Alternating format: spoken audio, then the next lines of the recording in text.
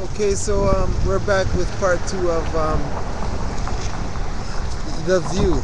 And as a backwards rider, if you are in training and you're training alone and you just need some advice, well, it's right here and it's on the streets, and I'm on the streets. So, backwards riders, I just wanted to let you guys know that I just feel very comfortable, and if you don't feel comfortable, you should find a way to feel that way. And here we go. So back to when you're riding your bicycle backwards and you're on the back streets or the main street. Let's just use both of them for an example. There's no more are you going to be finding yourself in this situation where you're traveling, and as you can see, as a backwards rider, you see every car that's coming up from where they're coming from behind you. For you, it's in front of you, but your back is not turned to the traffic anymore. And that's the safety of being a backwards rider. The fact that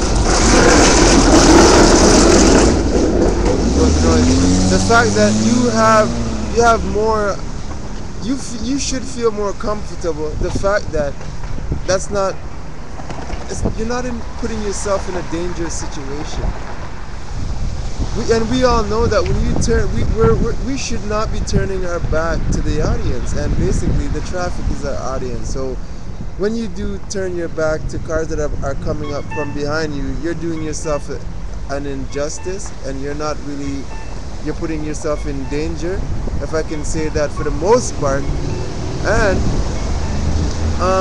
I would say that that's a little bit neglectful. And because we're just so used to being a cyclist that way, that we're hunched over as a forward cyclist, leaning forward, and not only that, maybe even hurting our reproductive systems a bit. But so back to the information. So what I'm saying is that you have to take the responsibility of looking where you're going. That's your responsibility. To be able to steer out of harm's way, to be able to prevent an accident. That's every traveler or driver or cyclist's responsibility. But when it comes to your blind spots, like what's coming up behind you, that's what I would like to emphasize as backwards riders. See that you have the advantage of not only getting the attention of the driver that's coming up to you, maybe not just one vehicle or two, but sometimes that lineup, you can see it as far back as a block or two. But when you turn around, and the way that you're going, that way is usually clear, isn't it?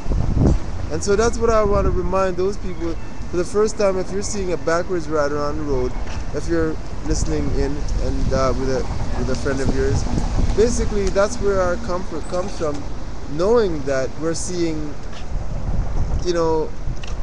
the traffic that's coming towards us, and are able to, if we choose to, move closer to the curb, get out of the way, or completely come in front of that vehicle, especially if it's coming to the stoplight and it's gonna stop all the cars.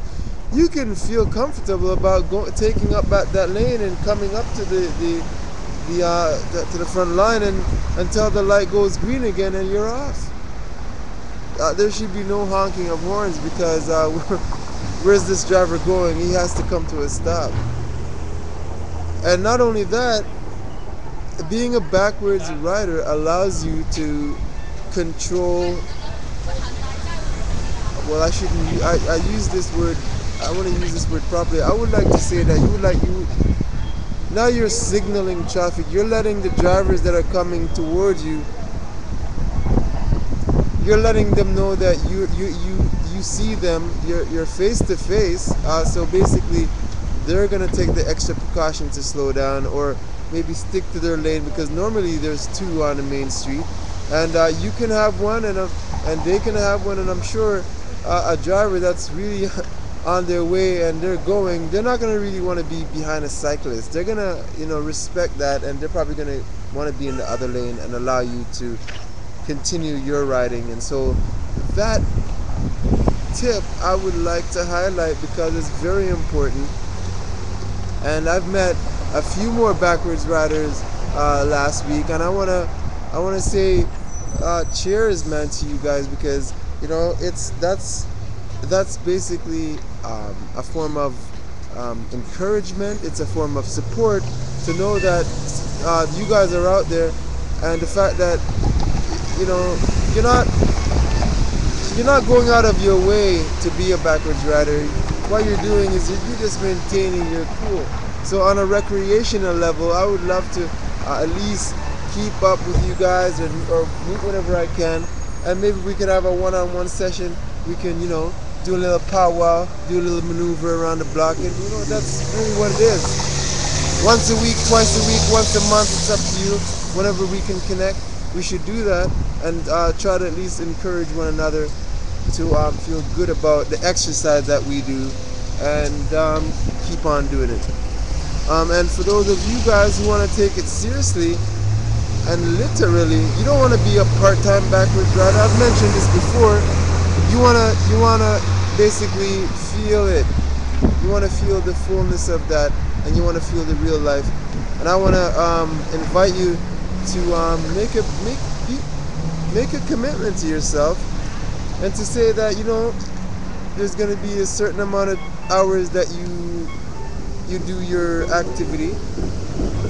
It could be a certain amount of days, and within that day you can schedule a good time. You can meet with other backwards riders, manual backwards riders, and I want to let you guys know that it's not backwards rider. We can use that in a general term, or we can use it in the more specific. I've said this before. There are billions of backwards riders as we speak all around the world.